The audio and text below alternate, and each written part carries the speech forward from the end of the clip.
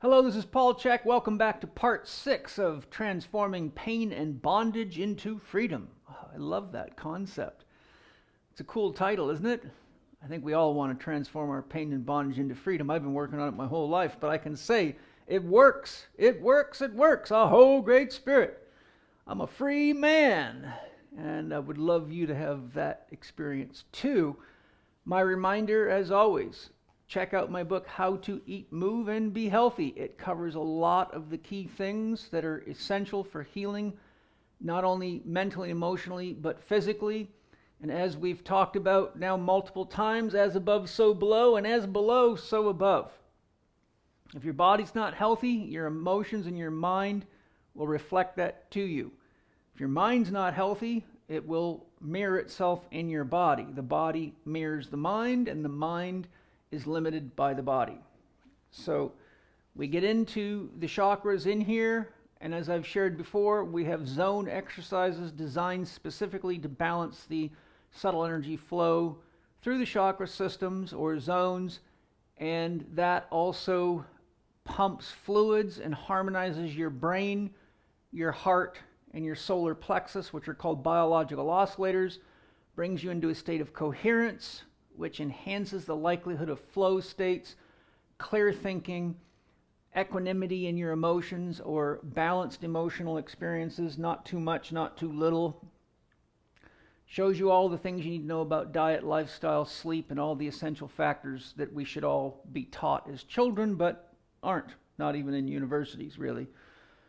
So, and it also has a summary of the 4 doctors and how to apply them to beginning your healing journey, and my HLC Holistic Lifestyle Coach Level 1 online with myself and Angie Chek shows you how to apply that book and more, and gives you a tutorial on all sorts of things that you need to know to live and love fully. The 6th chakra location is right between your eyes. This is the 6th chakra. It's often referred to as the Third Eye Chakra. And it correlates to the eyes, the base of the skull, the pituitary gland, sometimes referred to as the master hormonal gland, although if you get real technical, that's not true. But for general speak, the pituitary is a key hormonal gland that has a huge regulatory influence on many of the hormones in the body. Relates to the nose and the sinuses. It also relates to seeing beyond the ordinary. So as a general concept, you're using your 6th chakra. For example, if somebody's trying to sell you something and you can see through it, or somebody's telling you something and you can see through it and know that they're leaving information out or they're not telling the truth, then that would be seeing beyond the ordinary. For those of you with the ability to see things that others can't see, or subtle energy, such as people's auras, that would be a 6th chakra function. So the voyance here is called clairvoyance, clear seeing. We have voyances such as clairaudience, hearing what is beyond the ear's ability to hear. Clairsentience, which is feeling the truth, feeling what direction to go, even when there's no physical information. And there's other voyances as well. The 6th chakra also relates to insight. So if somebody says Abraham Lincoln was an insightful man, or Martin Luther King was insightful, these are people that have deeper ability to see into things. So it's not just clairvoyance. It's not just seeing out of the ordinary. It's also seeing meaning where other people don't see meaning, or seeing a solution or a path.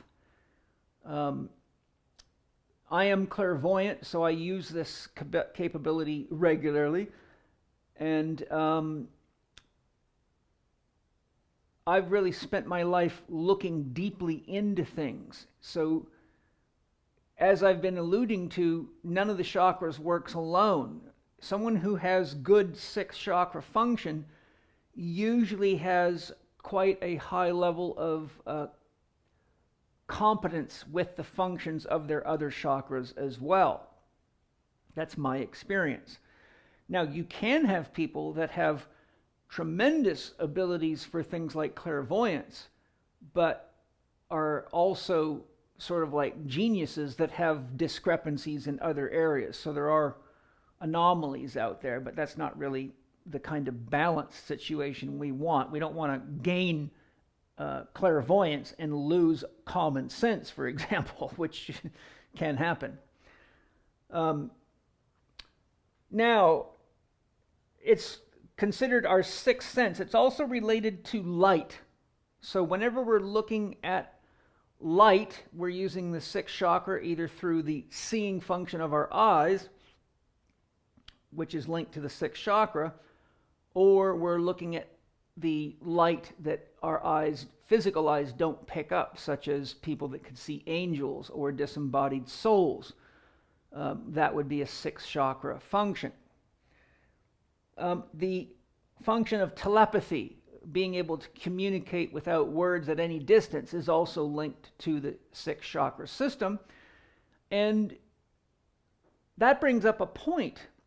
Some of you will have had the experience of being deeply in love with somebody and finding that you knew what they were thinking before they said anything, or you knew when they were going to call you, or you knew when they were having a challenge of some kind. That would be telepathy. So you have this instant knowing.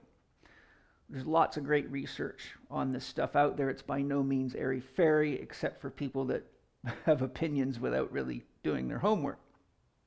Okay? Now, problems in the sixth chakra often show up in the following ways: headaches, poor vision, glaucoma, neurological challenges, and the sixth and seventh chakras are both quite heavily linked to the brain and central nervous system. In my experience, when I've worked with people that had sixth chakra dysfunction, it was often coupled with some kind of problem in their brain.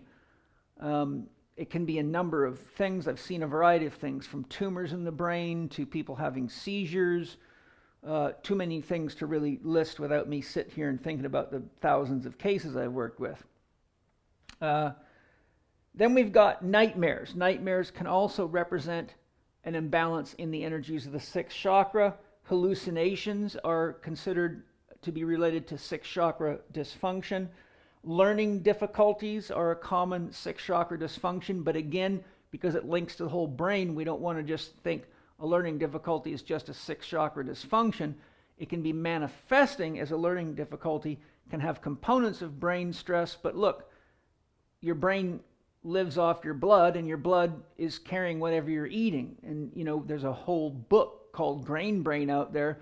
So just to show you, your third chakra, which relates to digestion, metabolism, assimilation, and elimination, can be linked to your sixth chakra, because if you're eating things that are inflaming your body and your brain, it can create a sixth chakra dysfunction. So here's just another example of how we can't really compartmentalize these chakras, because they're not like Lego pieces that snap in and snap out. They're really like interconnected organic growths of a living system that interact with each other in ways that are beyond what we can really put into textbooks, because it's way more complex than even the most advanced science can figure out, although they're doing better and better with all the fancy imaging equipment they have today.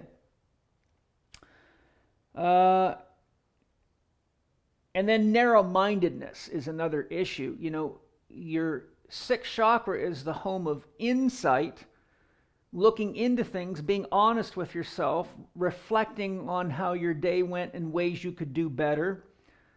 You can, as an athlete, have insight into, for example, when I was a boxer, if I lost a fight, which fortunately didn't happen that often, I would replay the sort of mental images in my mind and say, okay, where, did I get hit by that right hand? What was I doing wrong? Was I dropping my right hand? Was I picking my chin up because I was, not breathing through my nose and breathing through my mouth. So we can use insight to do an effective review of our physical activity, of our emotional activity, our mental activity, our relationships, for better or worse. We can look at our goals and how we're doing. There's, big application for insight, and it's a very, very important part of all spiritual growth practices. So when it comes now to applying the pyramid model or the pendulum model, remember, the most efficient way is right down the middle, not too much, not too little.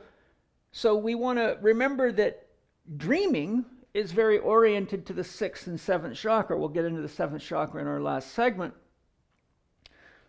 But envisioning, your dream, where do we want to be? How much money do we want to make? How much responsibility do we want? What kind of people do we want to work with?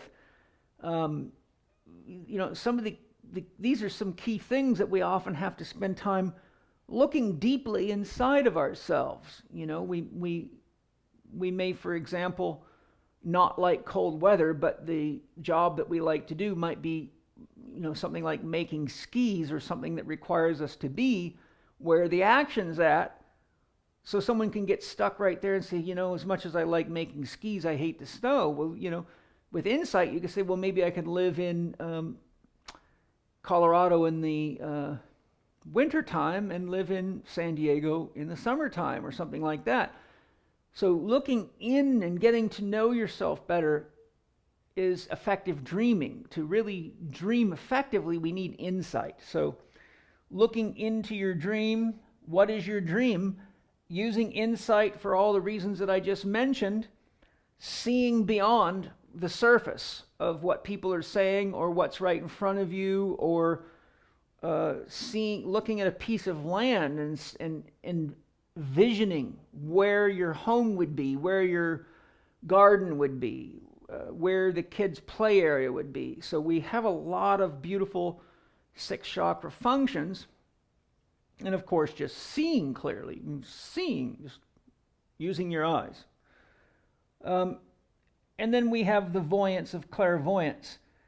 So here I've just grouped it into voyances, our extrasensory abilities. We all have them. Don't listen to the scientific materialist, because I've got a library full of books and scientific studies, and the evidence is just way too vast to play that silly game. And why limit yourself when the world's full of people with all these amazing abilities? And just because they don't get airtime doesn't mean they're not there. And they do get airtime if you watch Gaia TV or the right shows. So using our model, too much, too little. If I dream too much, then I'm not getting anything done. If I don't dream enough, then I'm usually just doing what everybody else wants me to do, and I'm programmed, and I end up resenting my life, and I never go on my own hero's journey. So your hero's journey really begins with your dream. Insight. If I spend all my time looking into things, then I'm not really taking the time to make changes and be, shall we say, proactive. If I don't look into how I'm doing and how my relationships are going, well, then the tendency is to blame other people for all my problems or all your problems. And so insight isn't used. So you become an athlete who does the same thing over and over again. You become a lover who gets in the same trouble over and over again. You become someone who gets fired from jobs for the same reasons over and over again, but you always blame it on someone else. So not having enough insight isn't wise. Seeing beyond. If you're always seeing beyond, then you can become an airhead or a flower child. Or you might get labeled as a hippie. Or someone might think you're on drugs all the time. Or you might spend so much time in other worlds that people have a hard time relating to you or believing you. If you don't see beyond, then you're always stuck with the mundane. And you find that you're almost always living out other people's ideas. In order to see beyond the constraints of social programming and social norms, you have to be able to use your clairvoyance, or your ability to look into or to have insight or to imagine. The sixth chakra is very, very linked to your imagination, and your imagination is probably the most powerful thing you have, and many great scientists have affirmed that over and over again, and Einstein was one of them. And your creativity and your imagination are highly linked. Amit Goswami has an entire book on creativity. It's very good. Okay? So if we don't see beyond, then we just get trapped and we do what everybody else is doing and complain about it. If we see beyond too much, then we're not taking action. If we don't use our voyances, then the physical world becomes the cage that we're trapped in, and now you're just a scientific materialist, left brain dominant person who, how can I put it nicely, is really not a very deep thinker.